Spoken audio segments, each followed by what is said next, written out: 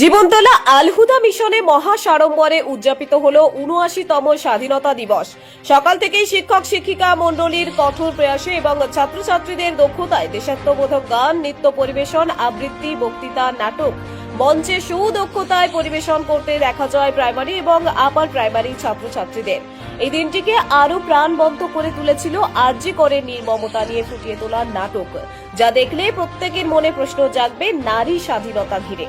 মিশনের কর্ণধার তথা প্রেসিডেন্ট হাফিজুল শেখ জানান কিভাবে এই মিশনটিকে সুশৃঙ্খলভাবে পরিচালনা করা হয়, কোন কোন ভাষা নিয়ে চর্চা করা হয়, পড়াশোনার পাশাপাশি অন্যান্য অ্যাক্টিভিটির উপরে নজরদারি, এছাড়াও অন্যান্য একাধিক বিষয় সম্পর্কে। এদিন উপস্থিত ছিলেন এলাকার বিধায়ক শওকত মোল্লা, জীবনতলা থানার ওসি দিগন্ত মণ্ডল, ক্যানিংপুর ব্লক তৃণমূল সভাপতি শোয়েব শেখ, এছাড়াও এলাকার বিশিষ্ট ব্যক্তিবর্গ। 1947 সালের 15ই আগস্টের আগে যদি আমরা দেখি, ব্রিটিশরা আমাদের দেশটাকে শাসন করত। তারা প্রথমে ইস্ট ইন্ডিয়া কোম্পানির নাম করে, ব্যবসা করার নাম করে আমাদের দেশে এসেছিল। তারপরে আস্তে আস্তে তারা দেশটাকে দখল করে, একদিকে শাসন, অন্যদিকে শোষণ, এবং গোটা দেশ জুড়ে দমন শুরু করে। দেশের মানুষ পরাধীনতার শৃঙ্খলে আবদ্ধ হয়। দেশের মানুষগুলো এই ব্রিটিশ সাম্রাজ্যবাদকে যদি দেশ থেকে না তাড়ানো যায়, তাহলে আমাদের নিজেদের কোনো স্বাধীনতা থাকবে না।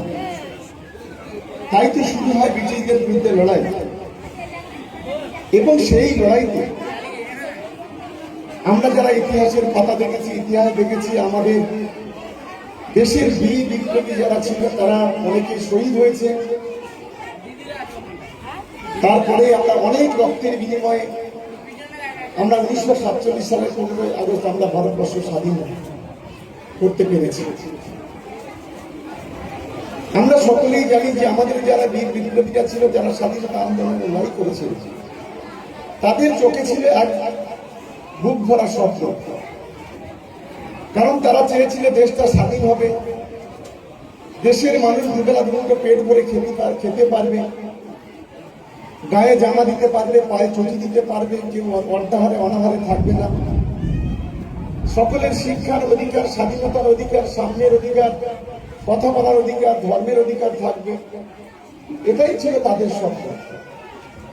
কিন্তু স্বাধীনতার ৭৯ বছর পরে এসে আমরা লক্ষ্য করছি আমরা প্রকৃত স্বাধীনতা পাইনি।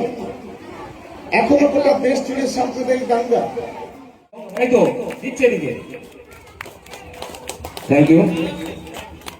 জীবনতলা আলহুদা মিশন 2014 সালে প্রতিষ্ঠিত হয়েছে।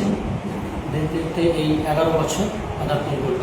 তো প্রত্যেক বছর এখানে স্বাধীনতা দিবস উদযাপন করা হয়, কিন্তু এবছরে স্বাধীনতা দিবস সম্পূর্ণ আলাদাভাবে হয়েছে। সকাল থেকে উৎসাহের সঙ্গে সবাই কাজ করছে, উৎসবের মতো আয়োজন করা হয়েছে। এমনকি আমাদের কাছের মানুষ, সকলের প্রিয় মানুষ বিধায়ক শওকত মোল্লা মহাশয় এসেছিলেন, তাই অনুষ্ঠানটি আরও জীবন্ত হয়ে দাঁড়িয়েছে। এই ফ্যাসিলিটি অনলি আলহুদা মিশনে সমানভাবে 4টি ভাষায় এখানে পঠন পাঠন দেওয়া হয়, এবং 4টি ভাষায় লেখা সমস্ত কিছু পরিপাটিভাবে আমরা এখানে শিক্ষাদান করি। আমি সুপর্ণা মণ্ডল, বাড়িপুরে আমার বাড়ি। আমি আলহুদা মিশনে হিন্দি বিভাগের প্রধান শিক্ষিকা।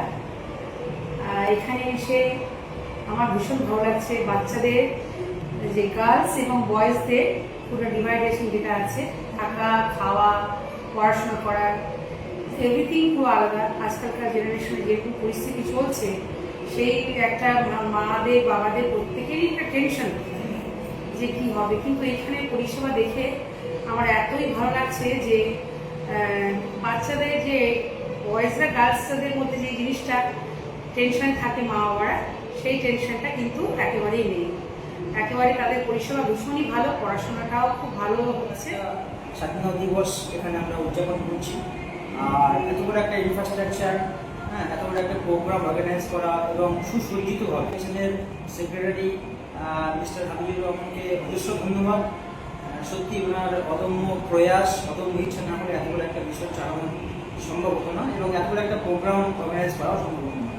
এক কথা বলতে গেলে আমি খুবই খুশি, খুবই আনন্দিত।